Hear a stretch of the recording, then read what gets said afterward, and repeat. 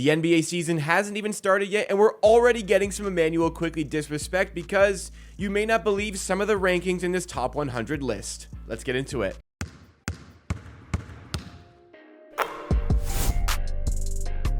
Recently we did a video talking about Scottie Barnes and where he was ranked amongst the NBA's top 30 small forwards on this Hoops Hypes list that had him listed at the 7th spot, which I thought was fair for Scottie Barnes, but to my surprise, an American media outlet had Scottie Barnes, a Toronto Raptors player, listed that high, and I gave them credit. I gave them credit for putting respect on a Toronto Raptors player.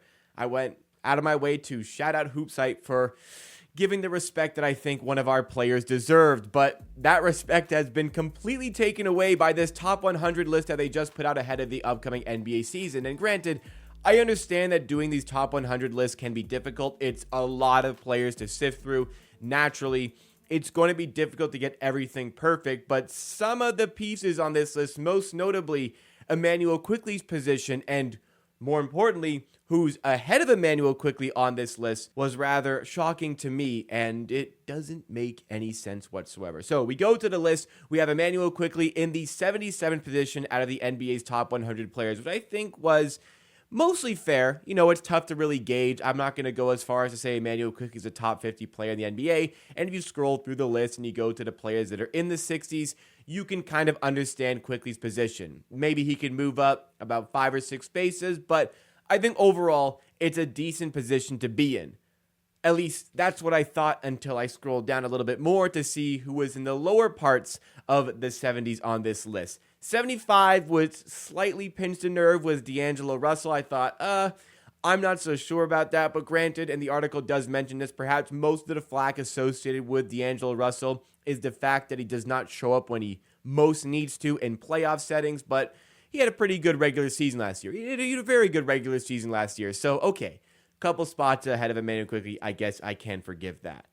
What is not forgivable about this list is who I saw in the 72nd position, which was Josh Giddey. Yes, Josh Giddey, who Oklahoma City pretty much were better when he wasn't on the floor pretty much throughout the season, but they only really recognized it in the playoffs when he pretty much fell out of rotation, and now he's been traded to the Chicago Bulls. It was a down year for Josh Giddey, who just struggles to affect winning basketball because he's not a good defender.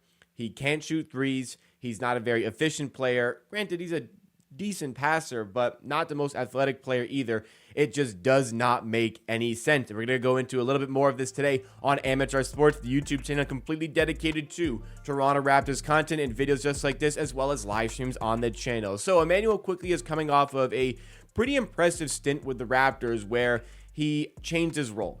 He went from, I keep saying this scoring type archetype coming off the bench to the lead starting point guard for the Toronto Raptors, where he upped the assist category to a pretty substantial degree, considering it was just having to hit the ground running really with the Raptors in this completely different role.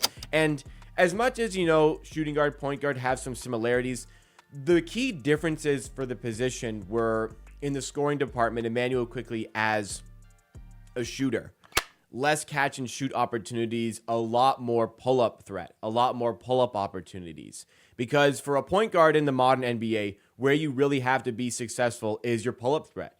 You need to have the opposing defender not be able to go under screens to defend you, meaning he can't cheat. He can't go around the screen, go underneath the screen, because you got to be able to shoot the basketball. He's got to go over that screen. He has to go with you and contest that shot, because if he goes under, you should be able to make him pay by taking an open pull-up three-pointer. That's what players like Fred VanVleet had done successfully for the Raptors. That's what players like Kyle Lowry had done successfully for the Raptors. These types of players, that's what makes a modern NBA point guard. And Immanuel QUickley, granted, in his time with the Raptors, he did climb up a little bit in his pull-up three-point attempts per game. We just need to see that become a little bit higher, a little bit higher. Like Fred VanVleet was taking 8 per game for the Raptors. He was taking 8 per game for the Houston Rockets last season. Absolutely, from a pull-up standpoint, Immanuel QUickley needs to increase his threat there, because there were a lot of positive signs in his time with the Raptors, and there were positive signs as far as making those. Like, he was pretty efficient on his pull-up three-pointers. We just need to see a greater volume associated with that. But nonetheless, I'm not really sure what the reason behind the rankings here are.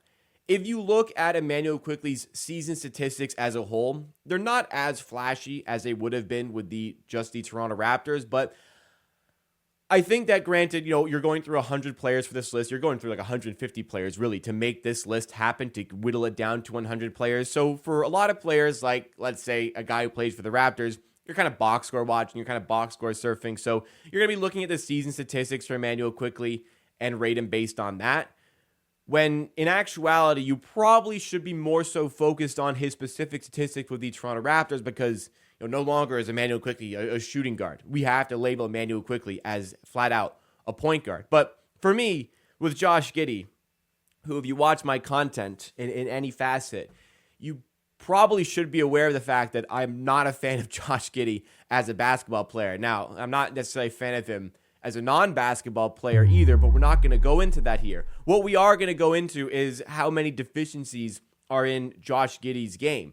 He's a decent player. He's a young player. I absolutely understand that. But in comparison here to Immanuel Quickley, I don't know if there's any team in the NBA who would rather have Josh Giddey leading the charge as a point guard compared to Immanuel Quickley. Immanuel Quickley is the better shooter. And again, that is a fundamental need, as I described, for a point guard to have in the modern NBA. You just have to have that pull-up threat. Is it perfect for Immanuel Quickley? No. He's only taken 4 a game. I'd like to see 6+ pull-up three-point attempt per game perhaps next season for the player. We need to see a little bit more of an in-between game, having that mid-range shot, having that pull-up threat there, and we need to see a little bit more cleaner finishing on the inside. But he's clearly a capable passer. He's very clearly a capable shooter, whether it be catch and shoot, whether it be off the pull-up, and solid overall defensively, especially as an off-ball player. I think that there can be some improvements there on ball, but in comparison to Josh Giddey, all these things stand very quickly, that warrants a player ranked around, the top 75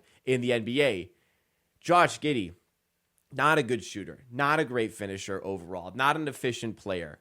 Yes, he's a decent passer, but not a good defender either. There's just not really anything in Josh Giddey's game other than, okay, he's got some potential as a former 6th overall pick. There's not really any sense in putting him here above Immanuel Quickley. So what's going to change this season is that we're going to see a full year of Immanuel Quickley as a point guard, and we're going to see a full year of Immanuel Quickley as a point guard for a team that actually has some more semblance of an NBA organization.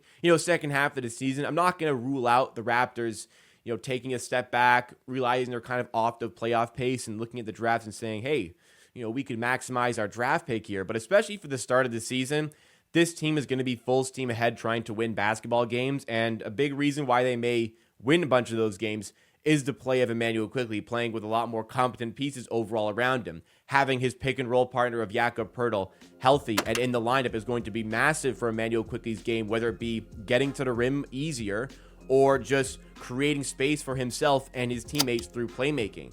Having better players around him like RJ Barrett and Scotty Barnes, who will be back from injury, will significantly have an impact on the space that is afforded to Immanuel Quickley and the passing opportunities, and more importantly, the assist opportunities that he is going to have. And having that better anchor defensively in Poeltl on defense is going to make his job there a little bit easier as well. So all over the place, I think this season we are bound to see improvements out of Immanuel Quickley. I'd like to see, again, all the things I described there, plus the increase in volume on pull-up three-pointers. For Josh Giddey, I think his stats can only stand to increase this season with the Bulls, where he's going to have a much more significant role in a very bad Chicago Bulls team compared to, of course, playing with Shai Gilgeous-Alexander and the Oklahoma City Thunder. But I don't really see much increase coming for Josh Giddey in the efficiency category, where I do see the pathway to an increase there efficiency for Immanuel Quickley. Talking about effective field percentage, talking about true shooting percentage, because we're going to be weighting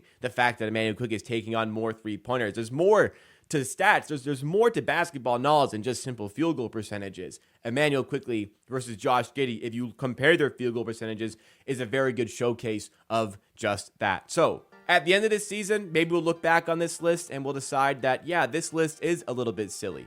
Immanuel Quickley will, I would imagine, be moving up this list, and I would also imagine be moving comfortably above Josh Giddey on this list. But you guys let me know what you think. Should Immanuel Quickley be higher than him now or not?